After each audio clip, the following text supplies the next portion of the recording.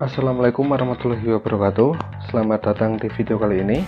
Video belajar bahasa C kali ini akan membahas tentang control statement atau pemilihan keputusan, atau bisa juga disebut dengan percabangan. Namun sebelum itu, tahu sendirilah, control statement atau percabangan digunakan jika kita ingin membuat suatu perintah yang hanya akan dijalankan jika suatu kondisi terpenuhi. Kita mulai dari algoritma atau urut-urutan programnya terlebih dahulu. Algoritmanya saya gambarkan dalam flowchart berikut ini. Ini adalah contoh program percabangan paling sederhana dengan satu kondisi benar. Saya jelaskan algoritmanya terlebih dahulu. Pertama, mulai, kemudian deklarasi. Dalam deklarasi ini, yang pertama ada include stdio.h, yaitu menyertakan library stdio. Kemudian ada int nilai, ini membuat variabel dengan nama nilai dengan tipe data integer. Selanjutnya menampilkan tulisan masukkan nilai. Untuk menampilkan tulisan menggunakan perintah printf. Selanjutnya input nilai. Untuk mendapatkan input nilai menggunakan perintah scanf ini.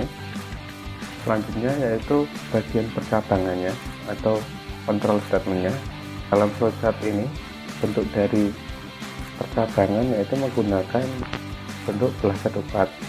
Di dalam sini ini adalah kondisi yang harus tercapai jika akan menampilkan tulisan Anda lulus. Jika nilai yang kita masukkan tadi lebih besar atau sama dengan 70, maka akan menampilkan tulisan lulus. Untuk membuat perintah control statement ini, yang pertama tulisannya itu if, kemudian di dalam kurung ini adalah kondisi yang harus terpenuhi. Di sini nilai lebih besar sama dengan 70. Nah, jika nilainya yang kita masukkan tadi lebih besar atau sama dengan 70, maka program printf ini akan dijalankan. Jika tidak, maka program akan langsung selesai. Dalam menyatakan kondisi dalam if ini ada 5 operator pembanding yang bisa digunakan.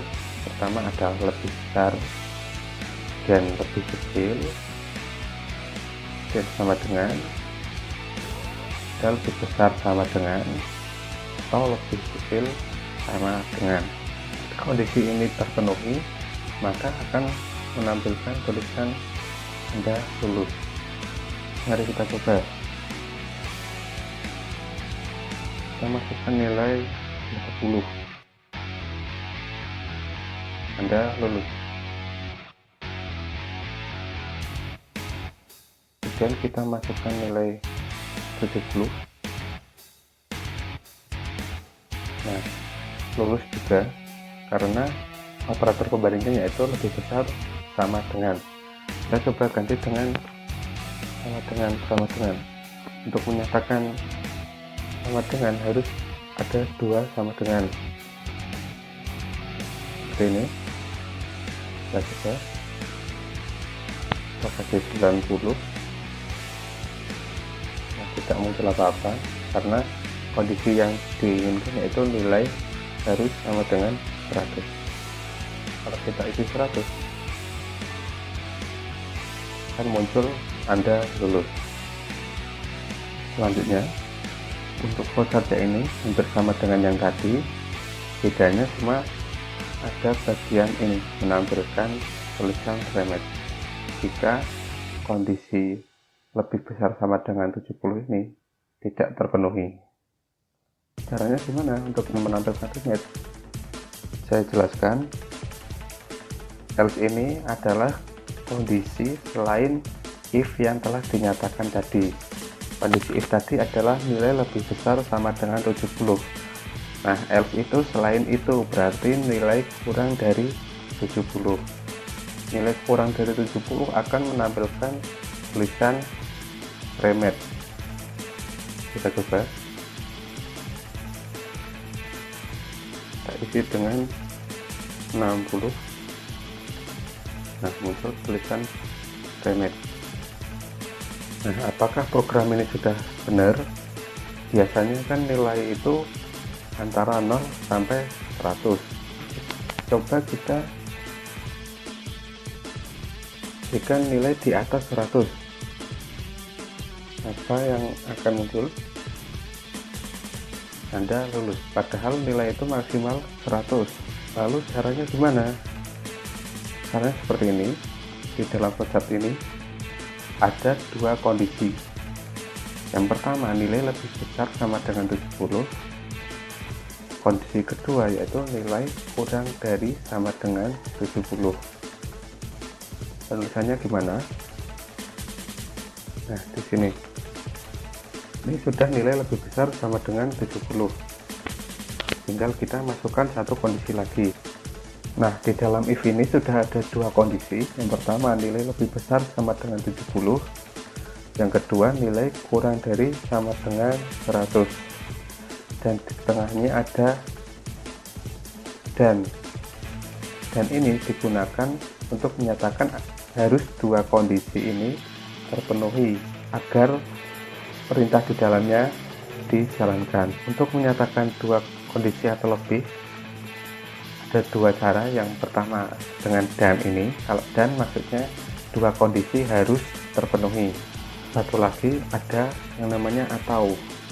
Nah, seperti ini atau ini digunakan jika hanya perlu salah satu kondisi terpenuhi agar perintah di dalam if tersebut dijalankan. Kita kan pengennya dua-duanya terpenuhi, maka menggunakan dan. Nilai lebih besar sama dengan 70 dan nilai kurang dari sama dengan 100. Kita coba jalankan. Langsung saja kita isi dengan 100. Apa yang akan muncul? Anda lulus. Dan kita coba isi dengan lebih dari 100, 150. Nah, munculnya remed. Kenapa bisa muncul tulisan remed? Nah, saya gambarkan terlebih dahulu. Program akan menampilkan tulisan Anda lulus jika nilainya dalam rentang ini. Lulus ini. Nah, kemudian kan else ini kondisi selain yang ada di if. Apa saja? Yaitu nilai di bawah 70 dan juga nilai di atas 100. Nah, jika di bawah 70 atau di atas 100, maka akan menampilkan tulisan remed. Kemudian gimana caranya agar tulisan remed hanya akan muncul jika nilainya antara 0 sampai kurang dari 100. Algoritmanya sudah saya gambarkan di flowchart berikut ini. Saya jelaskan langsung ke bagian if-nya. If yang pertama yaitu nilai lebih besar sama dengan 70 dan nilai kurang dari sama dengan 70. Jika kondisi ini benar atau terpenuhi, maka akan menampilkan tulisan Anda lulus. Jika kondisi ini tidak terpenuhi, selanjutnya akan masuk ke if lagi.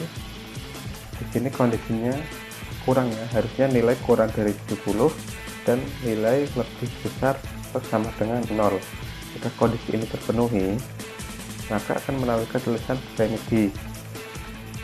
Jika kondisi ini tidak terpenuhi, maka akan menampilkan tulisan nilai salah. Nah, berikut ini adalah programnya.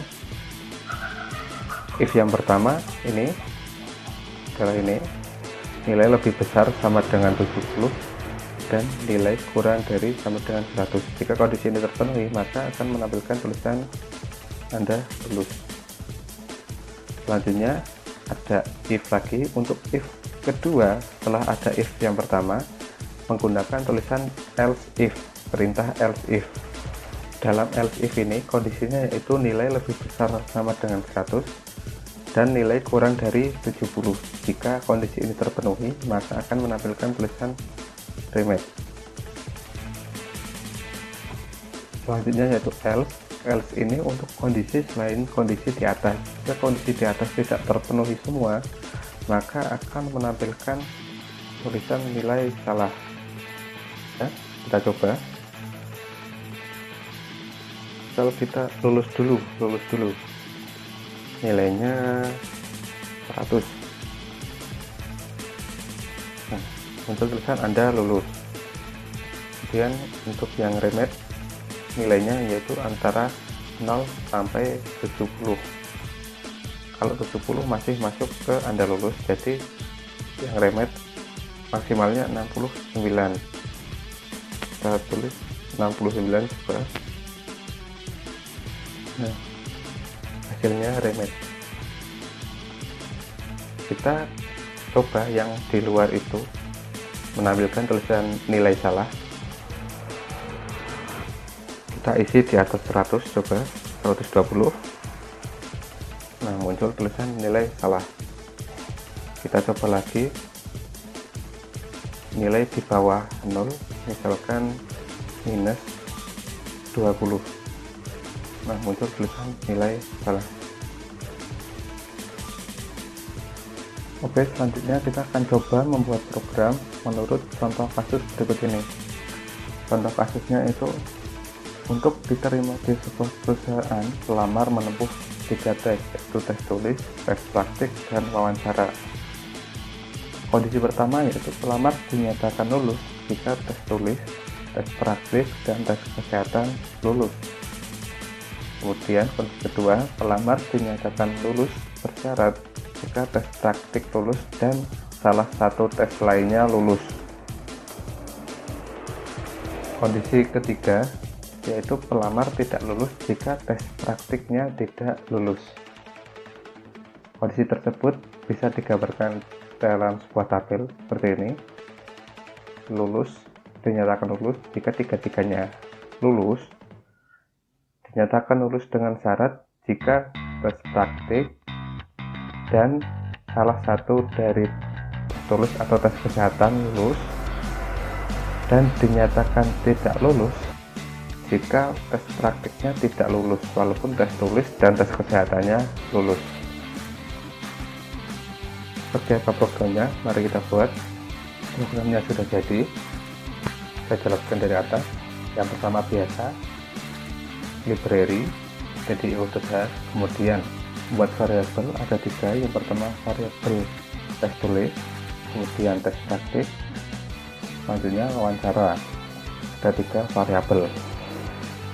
Selanjutnya yaitu printf tes tulis titik 2, yaitu menampilkan tulisan tes tulis, kemudian scanf untuk memasukkan tes tulisnya apakah lulus atau tidak lulus, kemudian tes praktik, memasukkan tes praktiknya apakah lulus atau tidak lulus, kemudian yang bagian wawancara. Nah, di sini yang kita masukkan kan bukan nilai, yaitu antara lulus dan tidak lulus. Nah, di sini saya misalkan yang tidak lulus itu nilainya 0, yang lulus nilainya 1. Jadi cuma ada 2 nilai, 0 dan 1. 0 untuk tidak lulus dan 1 untuk lulus. Kita masuk ke if-nya. Kondisi pertama yaitu untuk lulus, tiga-tiganya tesnya harus lulus. Maka di sini saya tulis tes tulis sama dengan 1, dan tes praktik sama dengan 1, dan wawancara sama dengan 1. Ketiga ini disambungkan dengan operator dan. Dengan operator dan ini, maka ketiga kondisi harus terpenuhi agar menampilkan tulisan lulus. Kondisi kedua yaitu tes praktik harus lulus dan salah satu dari tes tulis atau wawancara harus lulus, maka akan menampilkan tulisan lulus dengan syarat. Di sini kenapa saya kasih kurung antara tes tulis dan wawancara? karena agar ini yang dicek terlebih dahulu. Soalnya tes tulis atau wawancara itu kan boleh salah satu dari tes tulis atau tes wawancara yang harus lulus. Nah, kalau tes praktiknya harus lulus, makanya saya pakai dan. Nah, kalau kondisi ini terpenuhi, maka akan menampilkan tulisan lulus dengan syarat. Kemudian kondisi ketiga, else. Else ini adalah kondisi selain yang ada di atas. Kita coba jalankan. Tes tulis lulus, tes praktik lulus, wawancara lulus. Nah, muncul tulisan lulus.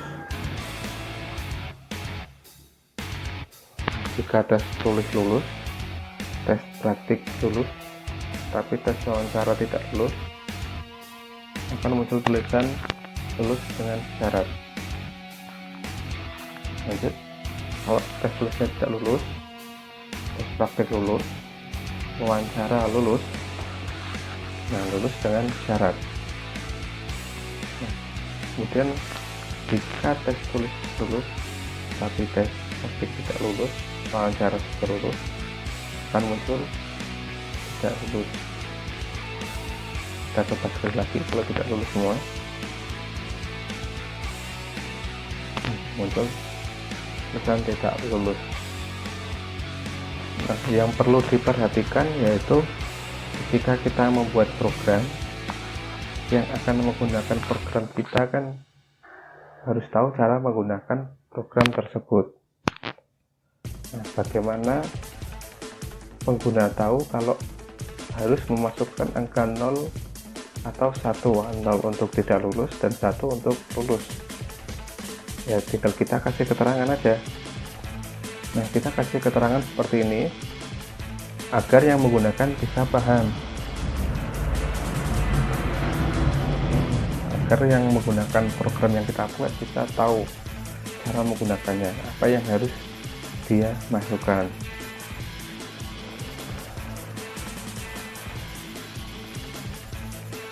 Seperti itu.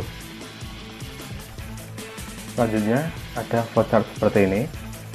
Flowchart yang ini, percabangan kedua ini akan dijalankan ketika percabangan pertama kondisinya terpenuhi. Mari kita buat programnya. Nah, programnya sudah jadi, saya jelaskan dari awal. Pertama mulai, kemudian deklarasi. Deklarasi ini ada pertama library tentu saja. Yang kedua variabel jenis kelamin dengan tipe datanya char, karena data yang akan kita masukkan berupa karakter yaitu L atau P. Selanjutnya ada tinggi badan. Tinggi badan ini tipe datanya integer. Lanjut, menampilkan tulisan masukkan jenis kelamin. Nah, di sini sebelum itu saya kasih keterangan dulu agar mempermudah pengguna dalam menggunakan program ini. Saya kasih keterangan yaitu laki-laki, maka masukkan huruf L, jika perempuan masukkan huruf P. Selanjutnya itu menginputkan jenis kelamin, gunakan perintah scanf. Di sini pengguna memasukkan karakter P atau L. Di sini harusnya ada lagi satu lagi, menginputkan tinggi badan. Nih, menginputkan tinggi badan yang kemudian dimasukkan ke variabel bernama tinggi. Nah, kita masuk ke percabangannya. Pertama, mengecek kondisi apakah laki-laki atau perempuan. Di sini jika jenis kelamin sama dengan tanda petik L. Kenapa pakai tanda petik? Karena datanya berupa karakter, jadi harus menggunakan tanda petik. Nah, jika kondisi ini tidak benar, jenis kelaminnya tidak L, maka yang akan dijalankan adalah yang else ini. Akan menampilkan tulisan lowongan untuk laki-laki. Jika kondisinya benar L, jika jenis kelaminnya benar laki-laki, if lagi, tinggi badan harus lebih besar atau sama dengan 170. Jika laki-laki kemudian tinggi badannya benar lebih besar sama dengan 170, kondisinya benar, maka akan menampilkan tulisan Anda lolos ke tahap berikutnya. Namun jika tinggi badannya tidak sampai 170, maka akan menampilkan tulisan tinggi badan minimal 170. Mari kita coba. Tampilannya seperti ini. Di atas sudah saya kasih keterangan biar mudah. Kita coba masukkan laki-laki, tinggi badannya 190. Hasilnya adalah Anda lolos ke tahap berikutnya. Kemudian saya coba lagi, jika perempuan dan tinggi badannya tinggi misalkan 180 misalkan, nah akan muncul tulisan lowongan untuk laki-laki, jadi dia tidak lolos. Kita coba lagi, jika laki-laki dan tinggi badannya hanya 150, maka akan muncul tulisan tinggi badan minimal 170. Selanjutnya ada flowchart seperti ini. Flowchart di mana mempunyai banyak percabangan. Untuk membuat program dengan banyak percabangan seperti ini, saya menggunakan switch case. Pernyataan switch case ini merupakan pernyataan yang dirancang khusus untuk menangani pengambilan keputusan yang melibatkan sejumlah alternatif. Misalnya untuk menggantikan pernyataan if bertingkat dengan kondisi sama dengan atau tanpa rentang. Nah, di sini soal ini merupakan kondisi if bertingkat ya. Kalau pakai if nanti programnya if, pertama if, kemudian else if lagi, else if, kemudian else. Kalau dibikin pakai else if nanti akan sangat panjang. Dan di sini kondisinya cuma sama dengan, nggak ada rentang. Di sini nilai sama dengan A, nilai sama dengan B, nilai sama dengan C, nilai sama dengan D. Bukan rentang seperti nilai sama dengan nilai lebih besar dari 70 atau kurang dari 100 gitu. Oleh karena itu kita akan menggunakan switch case ini. Saya jelaskan dari atas programnya. Pertama, biasa library, kemudian variabel nilai dengan tipe data char, karena nilai ini nanti isinya adalah A, B, C, atau D. Lanjut, pertama menampilkan tulisan nilai dalam huruf sama dengan A, B, C, atau D. Ini untuk keterangan. Printf nilai, menampilkan tulisan nilai titik 2, dan scanf mendapatkan inputan. Lanjut ke switch case ini. Penulisannya yaitu pertama switch, kemudian dalam kurung. Yang di dalam kurung ini bukan kondisi, melainkan variabel yang akan kita cek atau kita lihat kondisinya adalah variabel nilai. Kemudian buka kurung kurawal, di dalamnya ada beberapa kondisi. Penulisannya yaitu case jika kondisinya adalah A, maka akan menampilkan tulisan memuaskan. Jika case-nya adalah B, akan menampilkan tulisan baik. Kemudian jika C akan menampilkan tulisan cukup, dan jika isinya D menampilkan tulisan kurang. Nah, di setiap case ini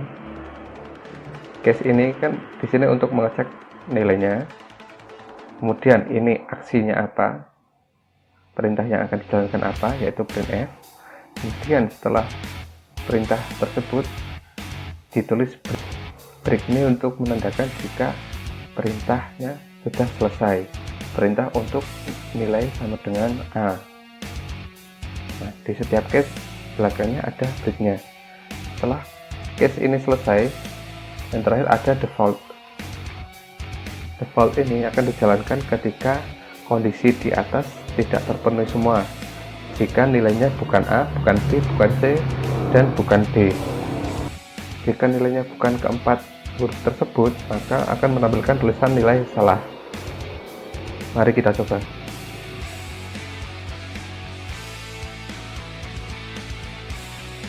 Kita masukkan nilai A. Memuaskan. B. Baik.